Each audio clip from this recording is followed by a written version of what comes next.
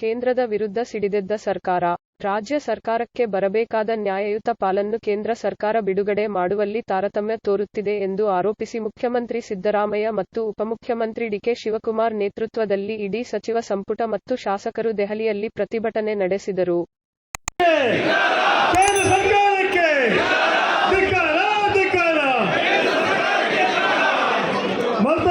BJP ಸರ್ಕಾರಕ್ಕೆ ಧಿಕ್ಕಾರ ಧಿಕ್ಕಾರ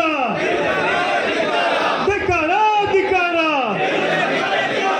ಕೇಂದ್ರ ಬಿಜೆಪಿ ಸರ್ಕಾರಕ್ಕೆ ಕೇಂದ್ರ ಬಿಜೆಪಿ ಸರ್ಕಾರಕ್ಕೆ ಕೇಂದ್ರ ಬಿಜೆಪಿ ಸರ್ಕಾರಕ್ಕೆ.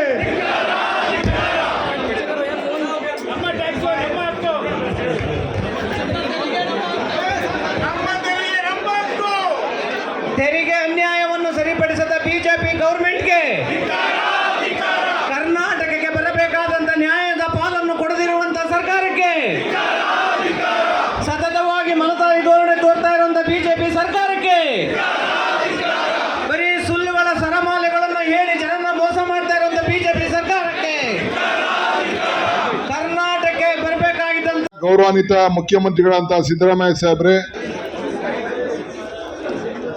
ಕರ್ನಾಟಕ ಸರ್ಕಾರದ ಎಲ್ಲ ಗೌರವಾನ್ವಿತ ಸಚಿವರುಗಳೇ,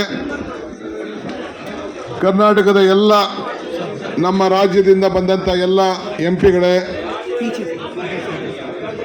ಎಲ್ಲ ನನ್ನ ಶಾಸಕ ಮಿತ್ರರೇ, ವಿಧಾನಸಭೆ ಹಾಗೂ ವಿಧಾನ ಪರಿಷತ್ ಕೆಲವು ಮಾಜಿ ಶಾಸಕರು, ಮಾಜಿ ಮಂತ್ರಿ, ಮಾಜಿ ಲೋಕಸಭಾ ಸದಸ್ಯರು ಕೂಡ ಭಾಳ ಆಸಕ್ತಿಯಿಂದ ತಾವೆಲ್ಲ ಬಂದಿದ್ದೀರಿ. ಇದೊಂದು ಕರ್ನಾಟಕ ರಾಜ್ಯದ ಇತಿಹಾಸದಲ್ಲಿ ಒಂದು ಐತಿಹಾಸಿಕವಾದಂಥ ದಿನ. ನಾನು ಆಗಾಗ ಹೇಳ್ತಾ ಇರ್ತೀನಿ, ಮನುಷ್ಯ ಹುಟ್ಟಿದ ಮೇಲೆ ಯಾವ್ದಾದ್ರು ಒಂದು ಸಾಕ್ಷಿ ಗುಡ್ಡೆ ಬಿಟ್ಟು ಹೋಗ್ಬೇಕು ಅಂತೇಳಿ. ಈ ಹೋರಾಟ, ಈ ಧ್ವನಿ ಒಂದು ಕರ್ನಾಟಕ ರಾಜ್ಯದ ಇತಿಹಾಸದಲ್ಲಿ ಮುಂದಿನ ಪೀಳಿಗೆಗೆ ಒಂದು ಸಾಕ್ಷಿ ಗುಡ್ಡೆ ಬಿಟ್ಟು ಹೋಗ್ತಾ ಇದೆ ಅನ್ನೋದನ್ನು ಹೇಳಲಿಕ್ಕೆ ನನಗೆ ಭಾಳ ಸಂತೋಷ ಆಗ್ತಾ ಇದೆ. ಇವತ್ತು ಈ ಕರ್ನಾಟಕ ರಾಜ್ಯದ ಜನತೆ, ನಾನು, ನೀವು, ಮುಖ್ಯಮಂತ್ರಿಗಳು ಇಲ್ಲಿ ಬಂದು ಕೂತಿಲ್ಲ. ಇಡೀ ರಾಜ್ಯದ ಜನತೆ ಏನು ನಮಗೆ ಆಶೀರ್ವಾದ ಮಾಡಿ 136 ಸೀಟನ್ನು ಕೊಟ್ಟಿದ್ದಾರೆ. ಇಬ್ಬರು ಪಕ್ಷೇತರವಾಗಿ ನಮಗೆ ಪಕ್ಷಕ್ಕೆ ಬೆಂಬಲವನ್ನು ವ್ಯಕ್ತಪಡಿಸಿದ್ದಾರೆ.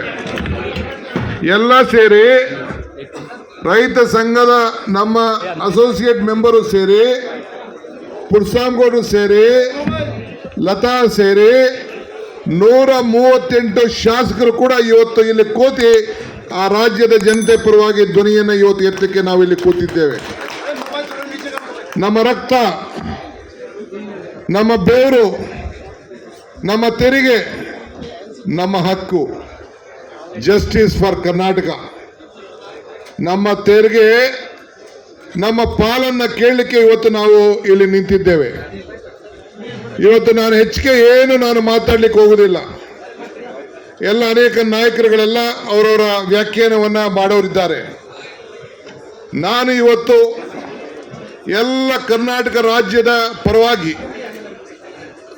ಸುಮಾರು ಸಾವಿರಾರು ಜನ ಕನ್ನಡಿಗರು, ಲಕ್ಷಾಂತರ ಜನ ಕನ್ನಡಿಗರು ಇವತ್ತು ಅವರ ಧ್ವನಿಯನ್ನು ನಮ್ಮ ಪರವಾಗಿ ಎತ್ತಿ ಏನು ನಮ್ಮ ಹೋರಾಟ ಇದೆ, ಆ ಹೋರಾಟಕ್ಕೆ